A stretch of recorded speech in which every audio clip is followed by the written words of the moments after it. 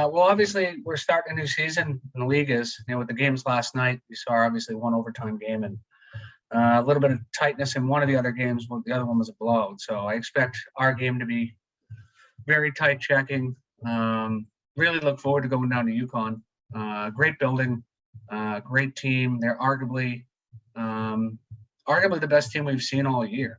From the games that we've had with them, I thought they pose a lot of different problems. They got good size, they're heavy, they have skill, they've got a very good goaltender, they've got a very good decor, and the way they play D zone can cause some problems if you can't keep the puck on the move. So they pose a lot of challenges. So we're gonna have to go down there and earn a W. So it's gonna be a lot of fun to test our team versus theirs and see what happens in a playoff setting. Great. We'll start with Rich. Hi, Albie. Thanks for taking our calls. Just talk about having the extra time to prepare for UConn as opposed to the other top seeds. Is that an advantage? I don't think either team's at a disadvantage. I think the teams that sit idle, with the team that's coming that just played on Wednesday, that team has a little bit of momentum. As far as us and UConn, I don't think either team really has an advantage.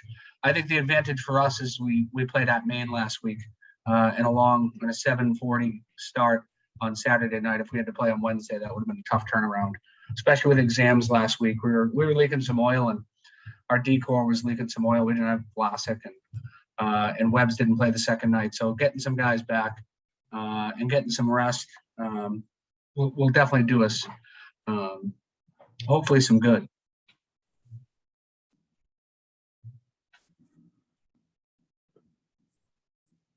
Any other questions for Coach? Rich, go ahead.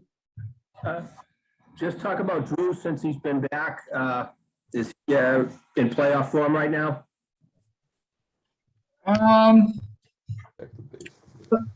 I thought Drew played very well at BC. He didn't have a lot of action. I think the 2 goals they scored on him didn't really have a chance. He would have had to make a 10-bell save on the first one. The second one was a one-timer with 5 minutes to go. I don't know if any goalie would have made that save. I thought he played well at Maine the first night. He really poised. Puck handling was very good.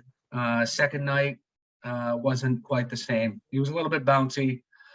They scored 3 quick goals and ended up getting a lot of momentum, and then we pulled them. So I thought both goalies in that game were kind of left high and dry a little bit by the team. I don't think our team played very well in front of them. I think we had guys standing around watching people put pucks in the back of our net on rebounds. I think stickiness, normally Drew's very sticky. Wasn't very sticky on that Saturday night, but I thought he played really well on Friday.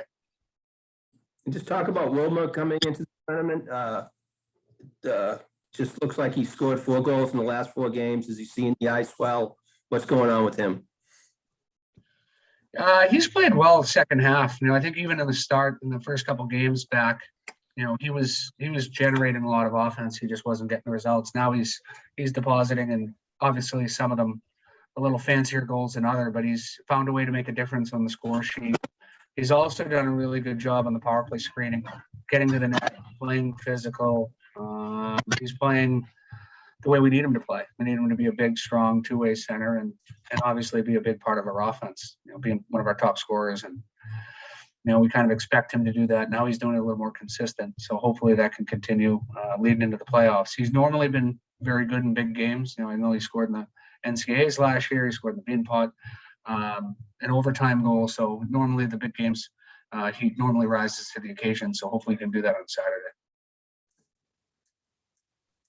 Rick, I think I saw your hand up. You can go ahead.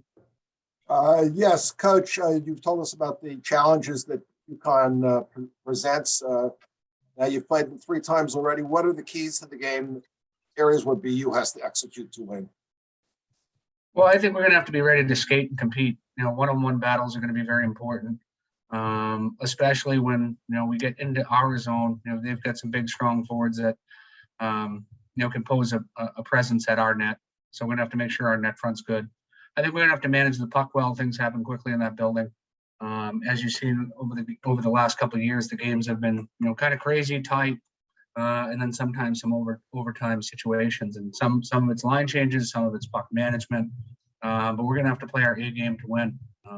We're going to have to be really good on the face-off dot. I think they're one of the best face-off teams we've faced. They've got Schlein and Kondelik who take most of theirs. Both are very good. I think Schlein's just about 60%. Kondelik probably takes the most. He's about 56%. So that's going to be an area of focus that we're going to have to maybe not win them clean, but maybe not lose them clean, and just try to win the edges a little bit. Pat, go ahead. Coach, just when you look at, the pretty thorough 5-1 win on Friday and then kind of falling flat on Saturday, just what's been the message and the focus for practice throughout the week so far?